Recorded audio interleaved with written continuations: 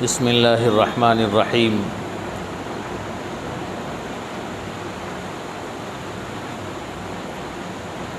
نحمده ونصلي ونسلم على رسولنا الكريم، اما بعد فقد قال الله تعالى اعوذ باللہ من الشیطان الرجیم، بسم اللہ الرحمن الرحیم۔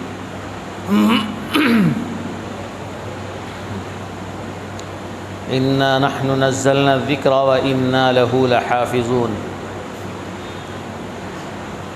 صدق اللہ العظیم۔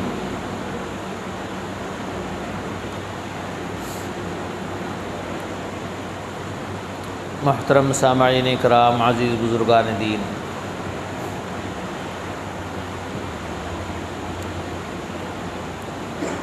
اللہ تعالیٰ کی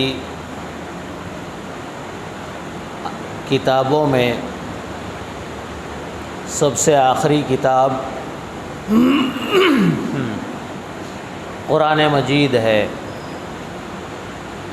جو کتابیں آئی ہیں وہ کتابیں انبیاء اکرام علیہم الصلاۃ والسلام پر مختلف زمانوں میں اور مختلف شکلوں میں آئی ہیں۔ حضرت داؤد علیہ الصلاۃ والسلام پر مشہور کتابیں تو 4 ہیں، حضرت موسیٰ اور حضرت عیسیٰ اور حضرت داؤد علیہ الصلاۃ والسلام۔ تورات ہے، زبور ہے اور انجیل ہے، ان کتابوں کے نام۔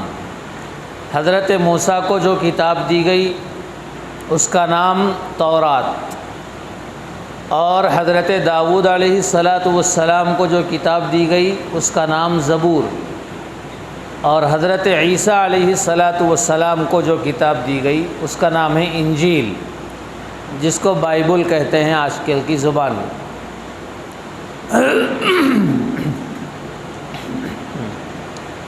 اور سب سے آخری نبی محمد الرسول اللہ صلی اللہ علیہ وسلم کو جو کتاب دی گئی اس کا نام ہے قرآن۔ ان 4 کتابوں سے ہٹ کر بھی اور بھی کتابیں ہیں جو مختلف اوقات میں نبیوں کو دی گئی ہیں۔ چھوٹی چھوٹی کتابیں حضرت ابراہیم کو بھی دی گئی اور دوسرے نبیوں کو بھی یہ کتابیں دی گئی، لیکن وہ باقی نہیں رہی دنیا کے اندر۔ تورات، زبور اور انجیل،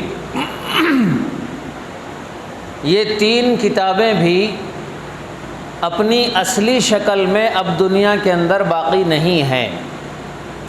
ہے تو صحیح، لیکن جس وقت نبیوں کو یہ کتاب دی گئی تھی اس وقت جو ان کی شکل تھی، یعنی ان کی جو اصلی حیت تھی، اس اصلی حروف کے ساتھ، ان اصلی معنوں کے ساتھ آج وہ دنیا کے اندر نہیں ہے۔ انجیل آج بھی دنیا کے اندر لکھا ہوا ملتا ہے، بائبل ہے، بائبل کے نسخے آپ کو کسی بھی لائبریری میں مل جائیں گے، کسی بھی بک ڈپو میں مل جائیں گے، لیکن ایک علاقے کے بائبل کو ہم اٹھا کے دیکھیں اور دوسرے علاقے کے بائبل کو ہم اٹھا کے دیکھیں تو دونوں میں بہت زیادہ ڈفرینس آئے گا، نظر آئے گا۔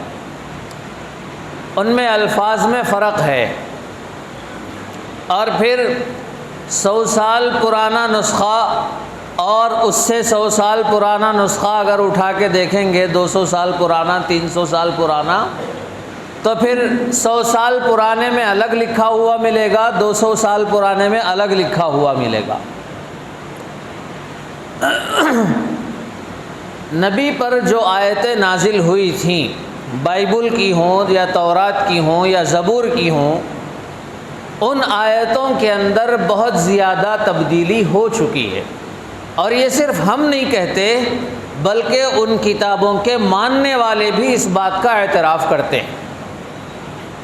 ان کے پیشواؤں نے، ان کے جو مذہبی لیڈر تھے، یعنی ان کے جو احبار تھے، جو علماء تھے یہودیوں کے، عیسائیوں کے اور اہل کتاب کے جو بھی تھے، ان کے علماء نے کبھی کبھی زمانے میں اپنی کتابوں کو، اپنی آیتوں کو ان لوگوں نے بیچنا شروع کیا۔ جو بادشاہ ان کو لالچ دیتا تو وہ اپنے بادشاہ کے حساب سے کوئی آیت بنا کے اس کتاب میں شامل کر دیتے تھے، کوئی آیت مٹا دیتے تھے، کسی آیت کے اندر وہ لوگ تبدیلی کر دیا کرتے تھے۔ اس طریقے سے ہوتے ہوتے اصل جو کتاب تھی وہ کتاب ختم ہو گئی اور ان کی بنائی ہوئی بنی کتاب عام ہو گئی، اور اس میں بھی ایک نہیں، دو دو، تین تین، چار چار الگ الگ نسخے عام ہو گئے۔ ان آسمانی کتابوں کے مقابلے میں اس لیے ہمارا ایمان یہ ہے، ہمارا عقیدہ یہ ہے کہ ہم ان آسمانی کتابوں پر ایمان تو لائیں گے، لیکن اس میں جو لکھا ہوا ہے اس کو ہم فالو نہیں کریں گے۔ ہم اتنا تو کہیں گے کہ آسمان سے یہ کتابیں ان نبیوں پہ نازل ہوئیں، لیکن اب جس حالت میں موجود ہے کیا اسی حالت میں نازل ہوئی، تو اس کی گارنٹی ہمارے پاس نہیں ہے۔ ہم مانیں گے کہ بھئی آسمانی کتابیں تھیں، ہیں، اتاری گئی ہیں، لیکن اصلی شکل میں اب موجود نہیں ہے، لہذا اس میں جو لکھا ہوا ہے اب وہ ہمارے لیے قابل عمل بھی نہیں ہے، اب اس کو فالو کرنا بھی نہیں ہے۔ اللہ تعالیٰ نے سب سے آخر میں قرآن مجید کو نازل کیا، یعنی محمد رسول اللہ صلی اللہ علیہ وسلم پر اللہ تعالیٰ نے کتاب بھیجی، اور اس کتاب کا نام ہے قرآن۔ قرآن کے نزول میں اور دوسری آسمانی کتابوں کے اترنے میں، نزول یعنی اترنا، دنیا میں بھیجا جانا، دوسری آسمانی کتابوں اور قرآن مجید کے درمیان فرق یہ ہے کہ اللہ تعالیٰ نے دوسری آسمانی کتابوں کو کسی کتابی شکل میں یا پھر کسی کتبے کی شکل میں، کتبہ یعنی جس کو ہم تغرا کہتے ہیں، جیسے آپ کے اوپر یہاں کلمہ لکھا ہوا ہے اور ایک پتھر پہ لکھا ہوا ہے، اسی انداز کے لکھے ہوئے نسخے انبیاء کو دیے گئے۔ حضرت موسیٰ علیہ السلام طور پہ پہنچے، پہاڑ پہ، تو وہاں پہ غیب سے وہ تورات کے پتھر یعنی تورات کے کتبے ان کو وہاں سامنے آ کے گرے یا پھر ملے، ان کو وہاں سے حضرت موسیٰ نے اس کو اٹھا لیا۔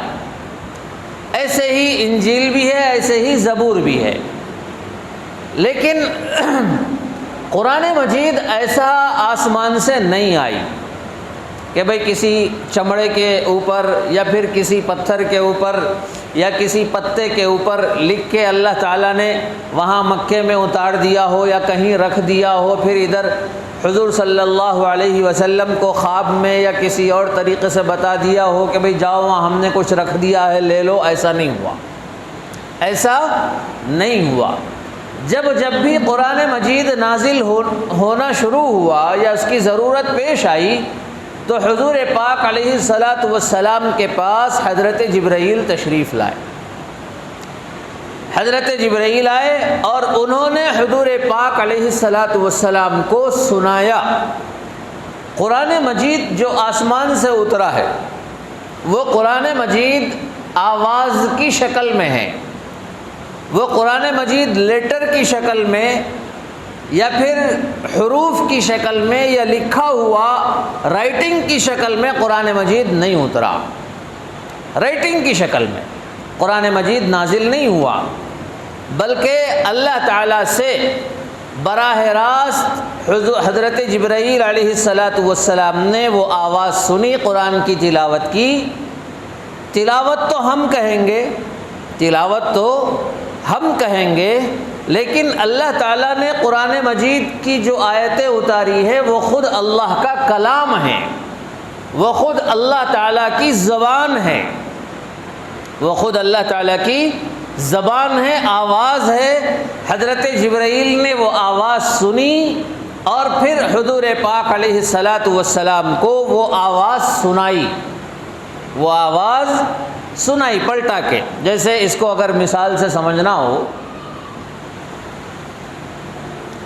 جانور بعض جانور آواز نکالتے ہیں، بعض جانور آواز نکالتے ہیں، اور اس آواز کو نکالتے ہوئے کوئی بچے وغیرہ سنتے ہیں، تو وہ سنتے سنتے بعض بچے بھی اسی جیسی آواز نکالنے لگتے ہیں، بالکل ذرا بھی فرق نہیں ہوتا۔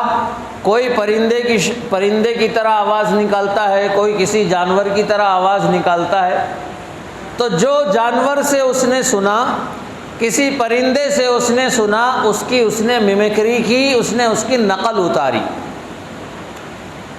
حضرت جبرائیل علیہ الصلاۃ والسلام نے اللہ کی آواز سنی، یعنی اللہ کا کلام سنا، اور اس اللہ کے کلام کو حضرت محمد الرسول اللہ صلی اللہ علیہ وسلم کے سامنے دہرایا، اس کو ریپیٹ کیا کہ اللہ کا یہ کلام تھا، یہاں پہ سنا دیا گیا۔ تو قرآن مجید جو نازل ہوا ہے وہ اس انداز سے نازل ہوا ہے، رائٹنگ کی شکل میں یا پھر کسی اور طریقے سے قرآن مجید نہیں اترا، بلکہ حضرت جبرائیل خود سن کے آتے تھے اور ادھر سناتے تھے۔ اور جب قرآن مجید نازل ہوتا تھا، حضرت جبرائیل پڑھ کے سناتے تھے، تو حضور پاک علیہ الصلاۃ والسلام کو کبھی یہ خیال گیا کہ کہیں میں یہ بھول نہ جاؤں، لہذا وہ سن کے پھر تیز تیز خود پڑھنے لگتے تھے، یاد کرنے لگتے تھے۔ بھائی ہو سکتا ہے نا کہ بھائی بھول جائے۔ اللہ تعالیٰ نے کہا کہ آپ کو بار بار اس کے یاد کرنے کی طرف توجہ دینے کی ضرورت نہیں ہے، اس کو تمہارے دل میں بٹھانے والے ہم ہیں۔ اس کی فکر مت کرو کہ بھئی تم بھول جاؤ گے، تمہارا بھولنا نہ بھولنا یہ ہمارے ہاتھ میں ہے، اس کا کنٹرول۔ تو اللہ تعالیٰ نے حضور پاک علیہ الصلاۃ والسلام نے سے کہا کہ آپ قرآن کو نہیں بھول سکتے، اس کو یاد رکھنا ہماری ذمہ داری ہے، ہم یاد رکھوائیں گے، آپ کے دل و دماغ میں اس کو محفوظ کروائیں گے۔ یہ کون کہہ رہے ہیں؟ اللہ کہہ رہے ہیں۔ تو قرآن مجید محمد الرسول اللہ صلی اللہ علیہ وسلم کو اس طریقے سے یاد دلایا گیا، اور پھر جب جب ضرورت پڑتی گئی قرآن مجید اتارا گیا۔ ایک ساتھ قرآن مجید مکمل نہیں اترا، آہستہ آہستہ موقع بموقع قرآن مجید اتارا گیا اور اللہ رب العزت نے اس کو بھیجا۔ تو پہلی بات یہ دیکھیے، قرآن مجید کے بارے میں جو لوگوں کو شک ہوتا ہے کہ قرآن مجید میں صحیح باتیں ہیں یا نہیں ہیں، وہ لوگوں کو انصاف کی باتیں، وہ لوگوں میں انصاف کرتا ہے یا نہیں کرتا ہے، اس سے متعلق جو شک پیدا ہوتا ہے، اس شک کے پیدا ہونے کی دو وجہ ہیں۔ ایک وجہ تو یہ ہے کہ قرآن مجید کو صحیح آدمی نہیں جانتا، اس سے متعلق ایک ہے کہ قرآن میں کیا لکھا ہوا ہے وہ سمجھنا، اور ایک ہے قرآن مجید کی حیثیت کو سمجھنا۔ قرآن مجید کی حیثیت یہ ہے کہ قرآن انسانوں کا کلام نہیں ہے، قرآن انسانوں کے علاوہ وہ جنات کا کلام بھی نہیں ہے، قرآن مجید خود نبی کا کلام بھی نہیں ہے، خود نبی کا کلام بھی نہیں ہے۔ قرآن مجید اللہ کا کلام۔ ایک مرتبہ کسی جگہ پہ کچھ لوگ بیٹھے ہوئے تھے، اس کے اندر ایک دوسرے مذہب کے ماننے والے لوگ بھی تھے، کرسچن بھی تھے اس کے اندر، اور کچھ جیوش بھی تھے، اور ایک مسلمان صاحب بھی تھے۔ جو مسلمان صاحب تھے انہوں نے یہ قصہ سنایا۔ ان کی بیٹھک ہوا کرتی تھی مہینے میں ایک آدھ بار کبھی، تو آپس میں وہ لوگ ہنسی مذاق بھی کیا کرتے تھے اور کچھ سنانا بھی ہوتا تھا۔ ایک مرتبہ ان لوگوں نے یہ طے کیا کہ ہماری نیکسٹ میٹنگ جب ہوگی تو اس نیکسٹ میٹنگ میں ہم اللہ کا کلام پڑھ کے سنائیں گے۔ آپ بھی سناؤ، کرسچن کے پاس جو ہے، جیوش کے پاس جو ہے وہ آپ سنائیں گے، ہمارے پاس جو قرآن ہے وہ ہم سنائیں گے۔ اس طریقے سے بات طے ہوئی۔ میٹنگ ہوئی نیکسٹ، اس کے بعد ایک نے سنایا، دوسرے نے سنایا، پھر مسلمان صاحب کی باری آئی، انہوں نے قرآن پڑھ کے سنایا۔ پھر جب سنا دیا گیا تو مسلمان صاحب نے کہا کہ دیکھیے ہماری جو بات طے ہوئی تھی یہ طے ہوئی تھی کہ ہم اللہ کا کلام سنائیں گے، اللہ کا کلام، اللہ کے ورڈز میں، اللہ کا جو کلام ہے وہ سنائیں گے ہم اللہ کی آواز میں۔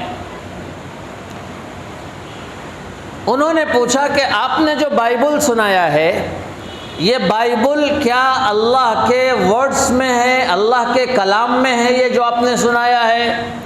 تو انہوں نے کہا کہ نہیں، یہ اللہ کے کلام تو نہیں ہوتے، یہ اللہ کا ورڈز تو نہیں ہوتے، یہ اللہ کا کلام نہیں ہو سکتا۔ یہ ٹھیک ہے، اللہ حضرت عیسیٰ علیہ السلام نے کہا ہوگا یا حضرت عیسیٰ کے ماننے والوں میں سے کسی نے کہا ہوگا، لیکن خود اللہ کا کہے ہوئے یہ الفاظ نہیں ہے، وہ خود اعتراف کرنے لگا۔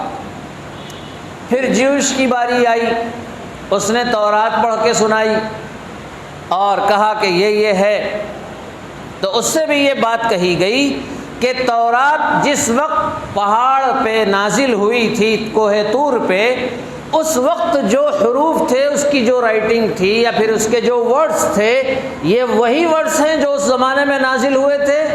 تو اس نے بھی کہا کہ بھائی ہم گارنٹی سے نہیں کہہ سکتے، یہ کسی اور کے بھی ہو سکتے ہیں اور دوسروں کے لکھے ہوئے بھی ہو سکتے ہیں۔ اس کے بعد وہ مسلمان صاحب نے کہا کہ دیکھیے میں نے جو قرآن پڑھ کے سنایا ہے اس کا ایک ایک حرف اللہ کا ہے، ایک ایک حرف اللہ کا ہے، اس میں نبی بھی اپنی طرف سے کوئی چیز شامل نہیں کر سکتے، نبی کو بھی اس بات کا اختیار نہیں ہے کہ وہ قرآن مجید کی کسی آیت میں کمی بیشی کر دے، نبی کو بھی اختیار نہیں۔ تو قرآن مجید کے الفاظ اللہ کے الفاظ، قرآن مجید کا کلام اللہ کا کلام، انسانوں کا کلام نہیں ہے۔ تو سب سے پہلے قرآن مجید سے متعلق لوگوں کو جو شک و شبہ ہوتا ہے وہ اس بنیاد پر ہوتا ہے کہ وہ قرآن کو اللہ کا کلام نہیں سمجھتے، اللہ کا کلام اور اللہ کے حروف یعنی خود اللہ کی ذات سے نکلے ہوئے الفاظ یہ نہیں سمجھتے، اس وجہ سے انہیں اعتراض ہوتا ہے۔ جو شخص قرآن مجید کو اللہ کا کلام مانے گا اور اللہ کی ذات میں شامل مانے گا وہ قرآن پہ اعتراض نہیں کرے گا۔ اور ایک بات یاد رکھیے کہ قرآن مجید کو اللہ تعالیٰ نے امت پر اس لیے بھیجا کہ دنیا کے انسانوں کے لیے ایک ایسے قانون کی، ایک ایسے اسٹائل آف لائف کہہ لیجئے، دستور زندگی یا پھر ایک ایسا لا کہیے کہ جو انسانوں کے درمیان ہو، اور وہ ایسا لا ہو جس لا پر سارے لوگ متفق ہوں، اس پہ پڑھے لکھے لوگ بھی اس کو مانیں، جاہل بھی اس کو تسلیم کریں، اس کو گورے بھی تسلیم کریں، اس کو کالے بھی تسلیم کریں، اس کو بڑے سے بڑا بادشاہ بھی تسلیم کرے، اور کمزور سے کمزور انسان کے لیے بھی وہ قابل قبول ہو، ایسی کوئی چیز ہونی چاہیے۔ اس لیے اللہ رب العزت نے قرآن اتارا ہے۔ اگر انسانوں کے ہاتھوں میں دے دیا جاتا کہ بھئی تم اپنا دستور بناؤ، اپنا ایک قانون بناؤ، اپنا ایک لا بناؤ، تو دیکھیے آج ملک کے اپنے کانسٹیٹیوشن ہیں، ملک کے اپنے اپنے بنے ہوئے لا ہیں، تو کیا ہر ملک کا لا دوسرے کے لیے چلے گا؟ اپنے ہی ملک میں نہیں چلتا ہے۔ اپنے ہی ملک میں خود بنایا ہوا قانون خود ملک کے اندر نہیں چلتا ہے۔ ایک قانون بنایا جاتا ہے، 10 سال گزر گئے، 5 سال گزر گئے، پھر اس میں امینڈمنٹ کیا جاتا ہے، اس کے اندر کوئی تبدیلی کی جاتی ہے، نہیں وہ قانون جو تھا وہ نامکمل ہے، اس میں تبدیلی کی ضرورت ہے، لہذا نیا قانون۔ پھر چند سال گزرے، وہ کینسل، پھر نیا، اور پھر ایک ایک ہر کنٹری کا الگ الگ قانون، ہر کنٹری کا۔ آپ گلف میں چلے جائیں گے، آپ کی گاڑی کو چھوٹا ایکسیڈنٹ ہوا، خود کے گھر کی دیوار سے، گھر سے نکلتے ہوئے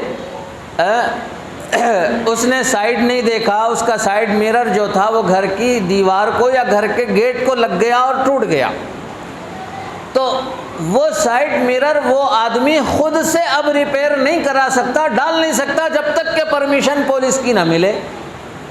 وہاں کا قانون بھائی وہ یہ کہتے ہیں کہ بھائی کیا پتا کہ بھائی یہ تمہاری دیوار سے لگا ہو یا تم کسی اور کو مار کے چلے آئے ہو، لہذا تمہیں پولیس کی جب پرمیشن ملے گی ٹھیک ہے تم مرمت کرا سکتے ہو۔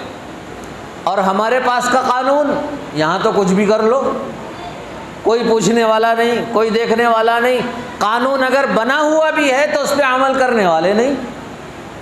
تو ہر جگہ کا قانون الگ الگ، اور ہر انسان کا بنایا ہوا قانون الگ الگ۔ کیوں الگ؟ اس لیے کہ ہر انسان کی سوچ الگ، ہر انسان کے علم کی انتہا الگ، ہر انسان کا سوچنے کا انداز الگ۔ جب یہ ہوگا تو پھر دنیا کے اندر کبھی بھی امن نہیں آئے گا، سکون نہیں آئے گا، ہر کوئی ایک دوسرے کو دبانے اور مارنے کی چکر میں رہے گا۔ اللہ تعالیٰ نے دیکھ لیا کہ انسانوں کے پاس میں نے اتنی عقل رکھی ہی نہیں ہے کہ وہ کوئی قانون بنا سکے، لہذا میں خود بنا کے ایک قانون ان کے ہاتھ میں دیتا۔ لہذا اللہ تعالیٰ نے وہ قانون خود بنا کر قرآن مجید کی شکل میں انسانوں کو دیا۔ تو یہ اللہ کا بنایا ہوا قانون ہے، انسانوں کا بنایا ہوا قانون ہرگز نہیں ہو سکتا۔ انسانوں کا بنایا ہوا قانون وہ امینڈمنٹ کے قابل ہو سکتا ہے، اس میں تبدیلی ہو سکتی ہے، اور اللہ کے بنائے ہوئے قانون میں تبدیلی نہیں ہو سکتی۔ میرے دوستو، نبی کو بھی اس بات کا اختیار نہیں، جس پہ قرآن اتارا جا رہا ہے اس نبی کو بھی اس بات کا اختیار نہیں کہ قرآن مجید کی کسی آیت کو تبدیل کر دے۔ اللہ نے جو چیز حلال کر دی وہ قیامت تک حلال، اللہ نے جو چیز حرام کر دی وہ قیامت تک حرام، اب اس میں کوئی تبدیلی نہیں ہو سکتی۔ تو میرے دوستو، پہلی بات جو قرآن مجید سے متعلق لوگوں کو شک شبہ ہوتا ہے، بعض لوگوں کو کہ وہ اس میں یہ لکھا ہے فلاں لکھا ہے، تو اس کی وجہ یہ ہے کہ وہ قرآن کی حیثیت کو نہیں سمجھتے کہ قرآن ہے کیا چیز، اس کو وہ لوگ نہیں مانتے اور اس کو سمجھتے نہیں، اس وجہ سے اعتراض ہوتا ہے۔ اور دوسری بات جو اعتراض کی ہے اور جو سبب ہے اعتراض کا وہ یہ ہے کہ قرآن مجید میں کیا لکھا ہوا ہے اس کا علم نہیں ہوتا۔ دیکھیے، قرآن مجید کو ہر آدمی پڑھ سکتا ہے، لیکن ہر آدمی اپنے طور سے اس کی تشریح نہیں کر سکتا، اتنا یاد رکھ لیجیے۔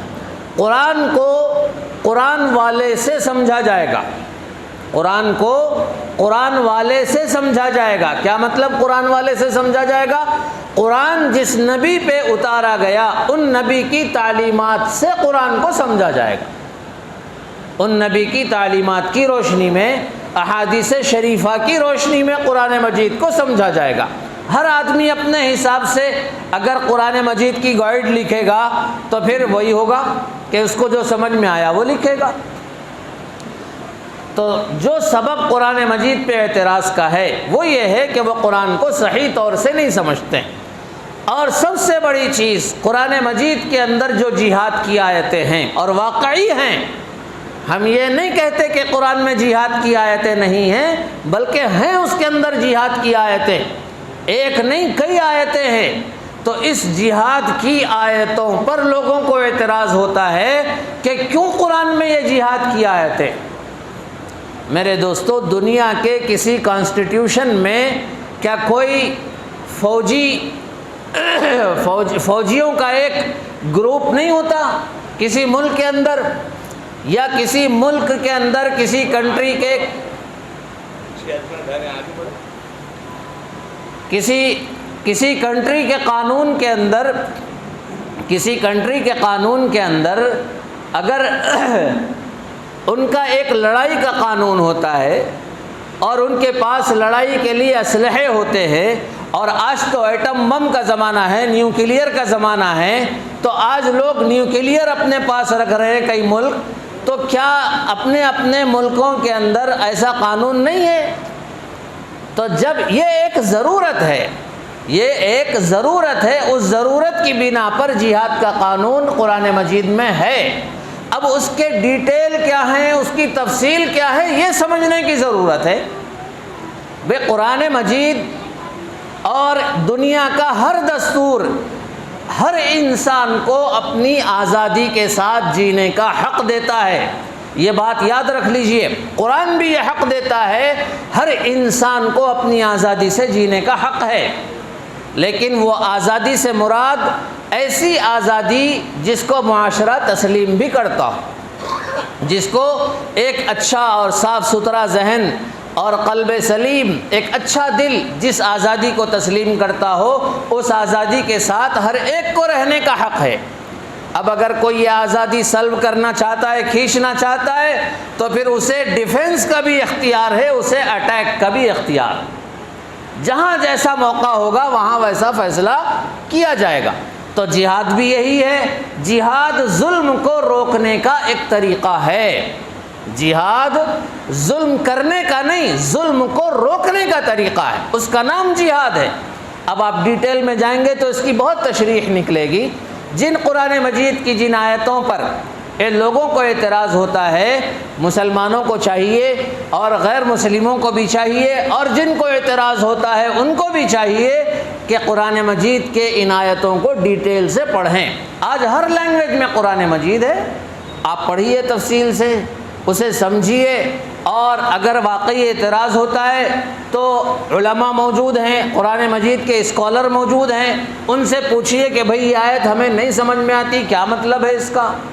تو یہ چیز ہونا چاہیے۔ اس کو چھوڑ کے اگر کوئی بدامنی اور افراتفری اگر لوگوں میں پھیلاتا ہے تو سمجھ جائیے کہ وہ اس کو اعتراض نہیں ہے، اس کو اصل میں دشمنی ہے۔ بھئی اعتراض دور کیا جا سکتا ہے، اگر کسی کو غلط فہمی ہو تو غلط فہمی کو دور کرنا آسان ہے، لیکن اگر کسی کو دشمنی ہو تو پھر وہ دشمنی کو دور کرنا مشکل ہو جاتا ہے۔ ایک آدمی سو رہا ہے تو اسے ہلا کے جگا سکتے ہیں، لیکن جو آدمی زبردستی آنکھیں بند کیا ہوا ہے اس کو نہیں جگایا جا سکتا۔ تو یہ اصل چیز ہے۔ غلط فہمی ہے، ٹھیک ہے، سمجھنے آئیے بھائی، سمجھائیں گے، ہم بتائیں گے، لیکن زبردستی آنکھیں بند کر کے لیٹے ہوئے ہیں اور بولتے جا رہے ہیں اور اعتراض کر رہے ہیں تو پھر اس کا کوئی حل نہیں ہے۔ اس کے لیے چھوڑ دینا چاہیے۔ اگر کوئی قانون بنانے کی کوشش کرتا ہے، مٹانے کی کوشش کرتا ہے، کرے، یہ کوئی نئی بات نہیں، اس سے پہلے کئی بار ہو چکا ہے۔ قیامت تک قرآن نہیں بدلا جا سکتا، صرف انسان نہیں، انسانوں کے ساتھ جنات بھی اگر مل جائیں تب بھی قرآن مجید میں کوئی تبدیلی نہیں ہو، ممکن ہی نہیں۔ بھائی جب اللہ کو نہیں بدل سکتے تو اللہ کے کلام کو کیسے بدل سکتے ہیں؟ یہ پاسبل ہی نہیں ہے۔ تو اس لیے اس کے پیچھے پڑھنے کی بھی ضرورت نہیں، جو شرارتیں کرتے ہیں کرنے دیں، ہمیں اس سے کوئی لینا دینا۔ ہاں، جس کو اگر غلط فہمی ہے تو وہ ہم سے پوچھے، ہم ضرور بتائیں گے کہ بھائی کیا غلط ہے، آپ کو کہاں پہ آپ کو اعتراض ہو رہا ہے، یہ ہم ضرور سمجھائیں گے۔ اللہ تبارک و تعالی ہم سب کو قرآن مجید صحیح سمجھنے اور اس پر عمل کرنے کی توفیق نصیب فرمائے، اور اسلام پر اور اسلام کے خلاف جو سازشیں ہو رہی ہیں اس سے ہم سب کو اور ہماری نسل کو محفوظ فرمائے۔ وآخر دعوانا الحمدللہ رب العالمین۔